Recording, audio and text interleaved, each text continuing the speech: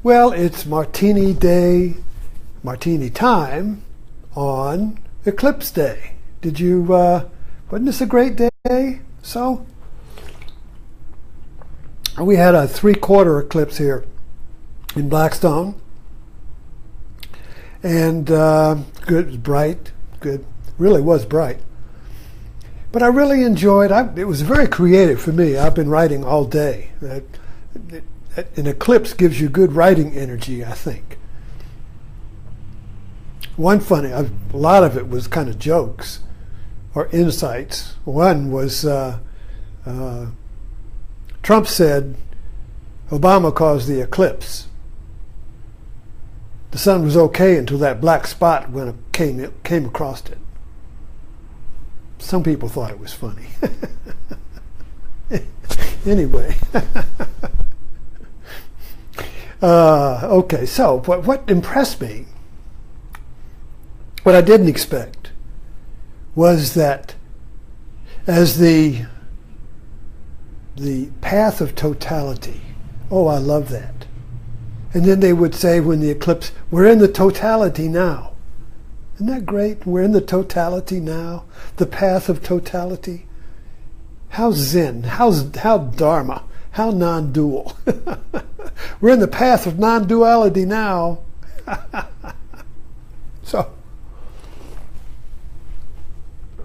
but anyway, as the path of totality moved across the country, it reminded me of New Year's Eve.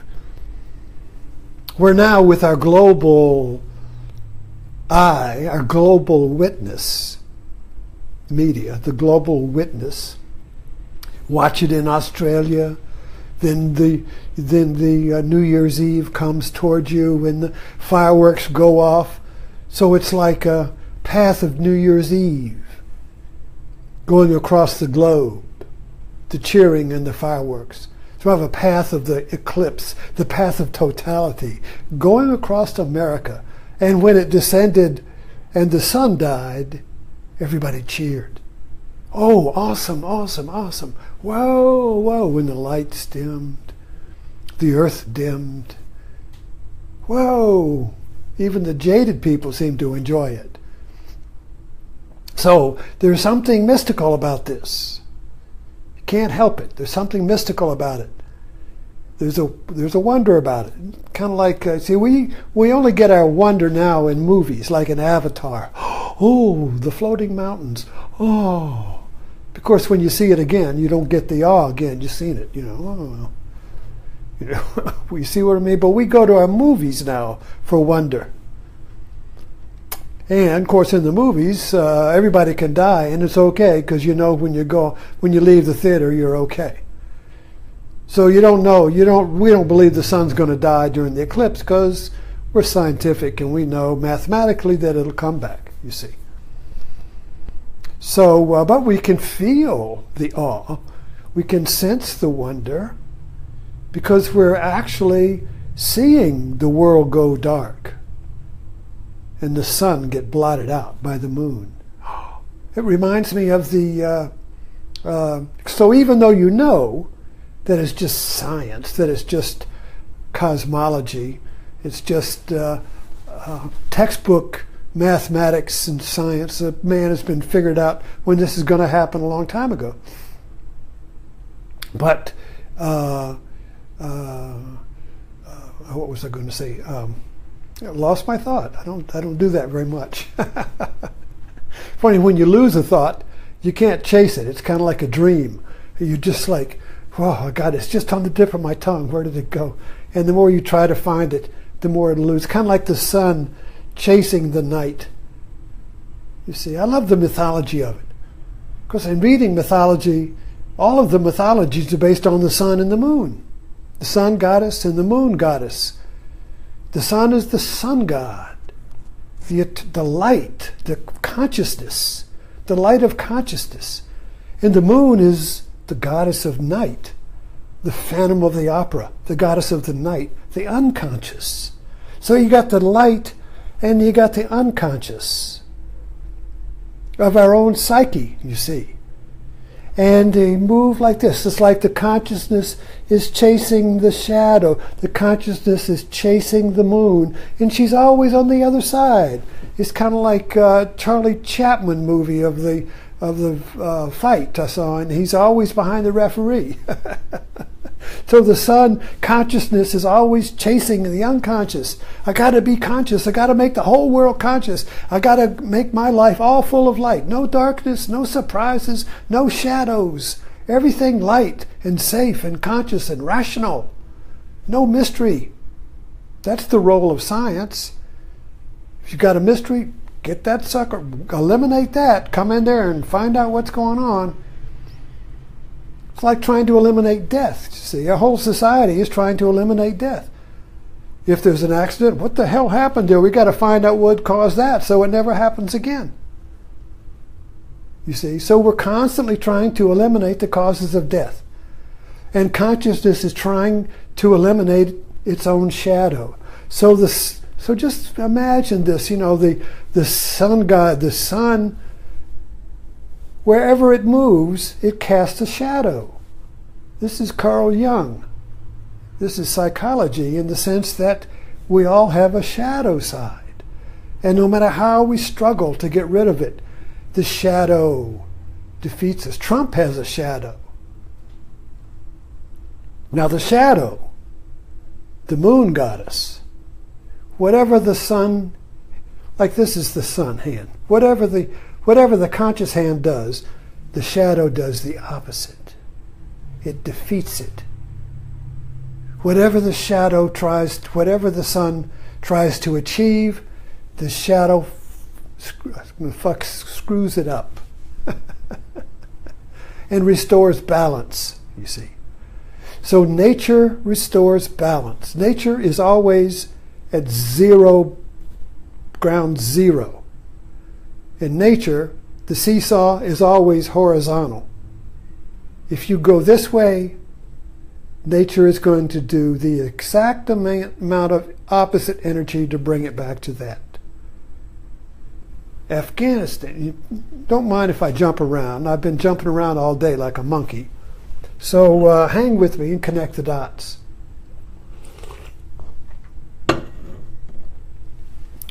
So, even in Afghanistan, we have a shadow. Whatever we do in Afghanistan, the Taliban comes up with an opposite force. Terrorism is our shadow. Whatever we do to defeat terrorism, terrorism comes up with an opposite force. So it always comes back to ground zero. It always comes back to the double bind. You lose. I'm going to make the whole world light, the sun says. I want to have light all the way around the whole earth, you see. Make everything conscious and get rid of this moon goddess. Get rid of this darkness. Get rid of this unconscious. Everything is light and rational and clear and scientific and safe and orderly. British Empire tried to spread its order over the whole planet. Great empires try to spread the light over the whole planet, you see. But they always come up against the shadow. And they always lose. It comes back to ground zero. So everything comes back to ground zero. Nature and Avatar. You had the imbalance between the sky people, the sun god, and the night people, the Navi, the moon, you see. And the sky people tried to impose their light on Pandora, on the moon, on the dark side, on the mysterious, on the body. See, the sun represents the mind, the moon represents the body, sun represents the male, moon represents the female, God, the goddess, you see. And these two, in marriages and on the earth, these two chase each other. These two are always struggling to maintain balance. So the sun can never catch the moon. The day can never catch the night. As it runs after the night just shifts around to the other side and just keeps moving with it. It's like on a GPS. You can't get to anywhere on the GPS. You're always in the center. I mean, you use it, the GPS, but I mean, the metaphor is that if you're on the GPS map, It's not like on a flat map you can get to there, but on the GPS, the map moves with you. So the shadow moves with you. When you struggle to make everything conscious and be clear and be free from death, you see the sun and the moon. The sun is light, moon, night, death, mystery, unknown. The known and the unknown. You see how these parallels, these polarities work out? The known. I want to make everything known. That's science. If there's anything unknown, I'm going to make it known.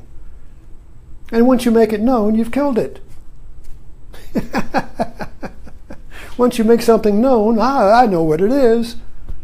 Oh, I know what the eclipse is. Yeah, it's just the moon gets there and crosses over and shades out the sun. Yeah, big deal. I know what it is. You see. No mystery here. I'm rational. I know what everything. There's no mystery here. I know everything. No unknown here. I know everything. You see. So it's kind of like if there is any unknown, you say, wait a minute, get the science in, get the first responders, come in there and clean up that unknown. Sweep it up, get it off. Make everything ordered. Put all traffic lights up there, If anything happens, anybody dies anywhere, find out what caused it, removed it. Well, eventually, give it enough time, enough science, well, eliminate death, Oh, maybe death will happen, but I live 150, 200 years, maybe longer, who knows? We just make everything known, control everything, you see. No mystery, no death. You see, we even imagine a heaven where there's no death. And of course, if there's no death, there's no surprise. So heaven, while people think, oh, what a great place, there'll be no surprises. And if there's no surprise, everything is known. It's like Seinfeld in the last skit. They're sitting in a jail together repeating their script. How boring. No surprises. Everything is known. Everything is the same. You see. Sounds like hell, doesn't it? Anyway, this whole mythology of the eclipse, it just keeps moving in all different directions and giving me new insights, So the path of totality comes across the America, comes directly, so that was what the big deal was today, basically, was that it's only since 1979, does the path of totality pass across the whole country. Normally it might be out in the Pacific somewhere. I think it happens every 15 or 12 years or something, but it's maybe in the Pacific or somewhere nobody sees it. But here, the path of totality split the United States right down the middle, you see. And you could follow the dimming of the light across the country on our wonderful media witness that witnesses everything. People looking at the thing, whoa, wow, it's like a football game. Cheering, the sun died, yay, long live. The sun is the sun god, the kings. The king that we left, England, our king, we revolted against him and created our own country, a new king. The old king died, the new king, the king is dead, long live the king. England is dead, long live America. This is the theme, this is the cry of humanity, of civilization. The king is dead, long live the king. Even our president is the king. Every 4 years, 8 years, he's dead. Long live the new one, you see. And so the metaphor of the eclipse, you see, is that the sun god died. The sun is dead, blanked out. Night descends. But then a little crescent of light appears. The sun is born again. Come on, this is the dying and resurrected sun. This is Jesus, metaphorically speaking, you see. Jesus, the death and birth of the sun, of the light. The light cannot be born unless it dies. And here we're witnessing it in the mythology terms, you see. This is the mythology of humanity. The sun god, gold dripping from the sun. My father was a sun god. He was an Annapolis officer, and gold dripped off the brim of his hat, and off the shoulder pads, and off his sword, and on the buttons, you see. The sun god, and he told me that the naval officer, the senior naval officer on a ship, when it enters a port, a foreign port, that naval officer is the emissary of the president himself. That naval officer is the emissary, the president, as its emissary. He is the emissary of the United States in that foreign port. And he might be a lieutenant. Whatever the senior officer is the sun god. So the sun god, you see, the sun is there, and whoever is chosen to be his son drips the gold, you see. And all these all the generals were sun gods. They all drip gold, gold hats, gold dripping off of them, you see. The sun god. Where the gold is the sun's, is solidified sun. It drips on you, and you become the one, you see. And then everyone else is beneath, you see, but you become the one. So the sun god is the one. And so the eclipse comes. But then you see, where is the goddess? In our mythology, we live in a sun god mythology. We live in a patriarchal mythology. We have been. It's breaking up. That's what's driving everybody crazy. But we live in a patriarchal society at the pyramid, with the male sun god at the top, and then the goddesses below, and then all the children in the south, and all the darkies down there, you see. But even in Genesis, that's a patriarchal mythology. There's no goddess there. There's no queen there. Yahweh is divorced. He doesn't have a wife. He doesn't have a goddess. The moon has been repressed and sent out, you see. So, and so even when, I don't want to get into that. Okay, but anyway, you get the idea. But in the Eastern religions, the sun god and the goddess are together. In India, they make love. Shiva and Shakti. Shiva is the witness, the transcendent eye. Shakti is the creative force of the earth, of form, you see. So you have Shiva Shakti. Shiva Shakti. Here is the image of Shiva Shakti, the dance of the eclipse. See, he's got long hair. He's male and female. And he is, so you could say that Shiva Shakti, and that's why you go to Indian temples, they're all making love. God and goddess. The whole universe is God, is Shiva Shakti orgasm. Oh, the eclipse was an orgasm. The eclipse was the union of Shiva Shakti, sun god and moon goddess. They come together, and the whole earth dims, and like little kids peeking in on mommy and daddy making love, you see. Ooh. The pair of opposites come together. Night and day come together and embrace in a moment of ecstasy. Oneness, you see. So the eclipse has just got, it just keeps on giving and giving and giving. If you let your mind go and let the images come and the dots connect, don't be afraid to connect the dots. You see, we live in a scientific world where everything is known. When you live in a scientific world where everything is known, you can't connect any dots. They're all connected. Everything is told. Everyone has told you what it is. The scientists have told you what it is. The ministers have told you what it is. The politicians have told you what it is. I don't know what it is. You don't connect any dots. You're not creatively interacting with the world.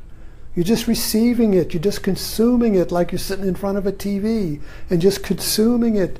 You just go to Walmart and consume stuff.